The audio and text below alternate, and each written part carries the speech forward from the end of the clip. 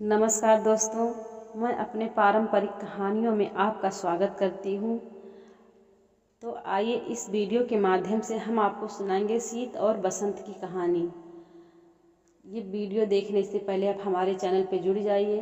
नए हो तो चैनल को सब्सक्राइब कर दीजिए, शेयर कर दीजिए और बेल आइकन प्रेस कर दीजिए, जिससे हमारी हर आने वाली वीडियो आप तक पहुँच सके और वीडियो का आनंद, कहानी का आनंद ले सकें। तो देर ना करते हुए हम आपको सुनाएंगे शीत और बसंत की कहानी। तो आइए सुनाते हैं शीत और बसंत की कहानी। एक राजा थे, एक रानी थी। उनके दो बेटे थे। एक बेटे का नाम था शीत और छोटे वाले बेटे का नाम था बसंत। एक समय राजा चले गए शिकार खेलने। रानी ऐसे घर में लेटी थी, तो वो ऐसे देख रही थी कि एक घोंसला था, उसमें एक चिड़ौआ अपने बच्चे के साथ रहता था। उसके पास दो बच्चे थे। तो साई संजोग चिड़िया एक्सपायर हो गई, मतलब ख़त्म हो गई। तो चिड़ौआ ने दूसरी शादी करके ले आया। और जो दूसरी शादी करके ले आया वो बहुत परेशान करती थी उनके बच्चों को, और मतलब ना मुँह में दाना डालती ना कुछ डालती, और परेशान ऊपर से करती। परेशान करने का मतलब यही था कि उनके मुंह चोंच में वो डालती, कांटे लाके डालती जिससे मर जाए। एक दिन लाके ऐसे उसके मुंह में कांटे डाल दी और उसका बच्चा मर गया। तो ये सब चीज़ें रानी देख रही थी। तो राजा आए जब शाम को, तो राजा से कहती हैं रानी कि अगर मुझे कुछ हो जाता है आप दूसरी शादी मत करना। तो राजा कहते हैं ऐसे क्यों कह रही हो? कहीं नहीं, अगर मुझे कुछ हो जाए तो मैं आपके पैर पड़ती हूँ, आप दूसरी शादी मत करिएगा। तो राजा कहे ठीक है। साई संजोग रानी कुछ बीमार पड़ी, कुछ हो गया, वो भी ख़त्म हो गई। अब राजा को राजपाट संभालना था, बिना शादी किए काम कैसे चलता। तो राजा मजबूर होकर दूसरी शादी कर लिए। जो दूसरी शादी करके लाए रानी, ये दोनों बच्चों को बहुत परेशान करती थी, ना खाना देती थी ना पानी देती थी। वो इन दोनों शीत और बसंत को देखना पसंद नहीं करती थी। अब ये दोनों तो बच्चे थे। एक दिन वो लोग स्कूल से आए और बैग रख के खेलने चले गए। बाहर खेल रहे थे तो रानी वहाँ जाके बैठी थी। तो शीत और बसंत बैट बॉल खेले, बॉल जाके रानी के ऊपर लग गया। तो वो उन्होंने गुस्से में अपनी सारी साड़ी फाड़ डाली। फिर जब राजा आए तो उन्हें अपने दिखाई देखो आपके बच्चे मेरी क्या हालत किए हैं। तो शीत और बसंत से जब राजा पूछे तो उन्होंने रो रो के बताया, पिताजी मैंने कुछ नहीं किया है, ऐसे मतलब मैं खेल रहा था, ये मैं वहीं पर बैठी थी तो उनको बॉल लग गए थे, उन्होंने खुद ही अपनी साड़ी फाड़ ली। फिर राजा कहते हैं कि आज के बाद से ऐसी गलती मत करना। दूसरे दिन फिर राजा खेलने लगे। तो उन्होंने एक एक हरकत रोज़ राजा से शिकायत करती थी, तुम्हारे बच्चे ऐसे करते हैं, मुझे परेशान करते हैं, मुझे मारते हैं। जबकि वो खुद ही बच्चों को परेशान करती, दोनों को ना खाना देती थी ना पानी देती थी। अब वो बच्चे तो थे, दोनों भी छोटे छोटे थे। तो एक दिन ऐसे स्कूल चले गए तो रानी अपनी सारी साड़ी फाड़ के कह रही, तुम्हारे दोनों बच्चे मेरे साथ ऐसे ऐसे हरकतें किए हैं, अब मैं नहीं रहूँगी, या तो इन दोनों को निकाल दो। तो राजा बहुत अफसोस में पड़े, मैं क्या करूं। राजा कहे ऐसे बच्चे हैं, ऐसे निकालना तो ठीक नहीं है।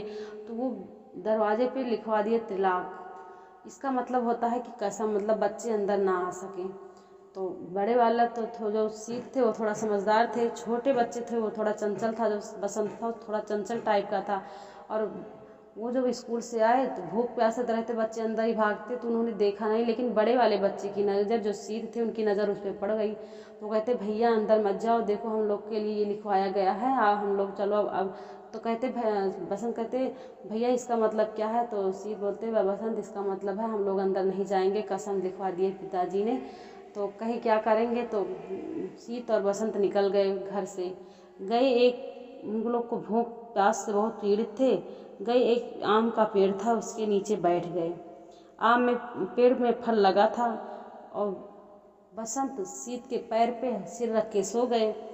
आम गिरा, पेड़ से आम गिरा तो शीत को भी भूख लगी, तो उन्होंने सोचा लाओ मैं खा लेता हूँ। फिर उनको याद आया कि बसंत सो रहा, भी उठेगा ये फिर रोने लगेगा, अब मैं क्या दूंगा इनको।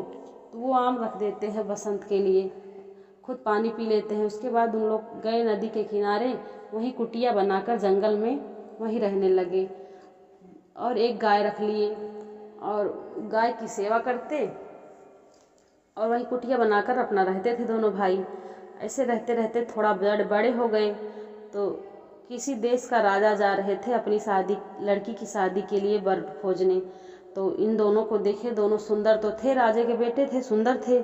तो राजा उनके पास आए और बोले कि तुम्हारा नाम क्या है? तो वो बताए कि मेरा नाम सीत है, इनका नाम बसंत है।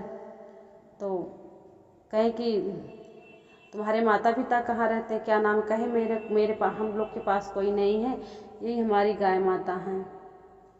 तो दोनों सोचे कि कहीं मैं अपनी लड़की की शादी करना चाहता हूँ।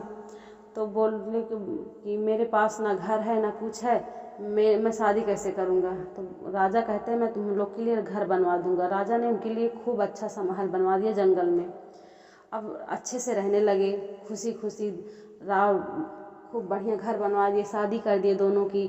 और नौकर चाकर, मतलब आधा आधा राज भी उनके लिए लिखवा दिए शीत बसंत के लिए। तो अब तो उन लोग के दिन समझो लौट आया, सुखमय जिंदगी हो गया।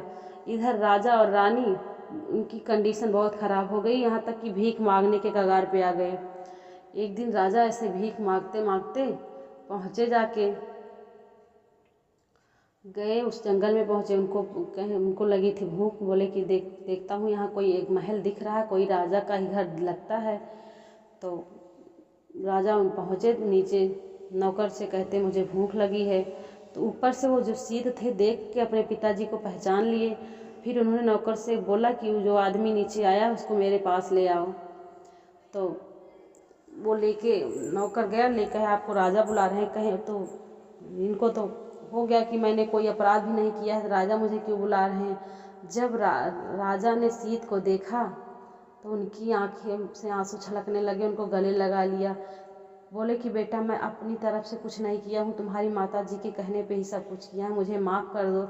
तो कहा मैं शीत कहते पिताजी मैंने तो कभी आपको दोषी ठहराया ही नहीं, और फिर आप यहीं रहिए कहीं। तो वो कहते हैं भैया तुम्हारी माता जी भी बहुत बुरी कंडीशन में हो, अकेले कैसे रहेंगी? तो शीत कहते हैं, शीत बसंत दोनों कहते हैं आप उनको भी यहीं ले आओ। और फिर राजा आए, अपनी रानी को साथ ले गए और दोनों बच्चों के साथ पास, शीत और बसंत के पास रहने लगे। कहानी समाप्त हुई। दोस्तों अगर हमारी कहानी पसंद आई हो तो प्लीज़ शेयर ज़रूर करिए, कमेंट में ज़रूर बताना कि मेरी कहानी कैसे लगी। जो कुछ त्रुटि हुई होगी उसके लिए क्षमा करना। नमस्कार दोस्तों।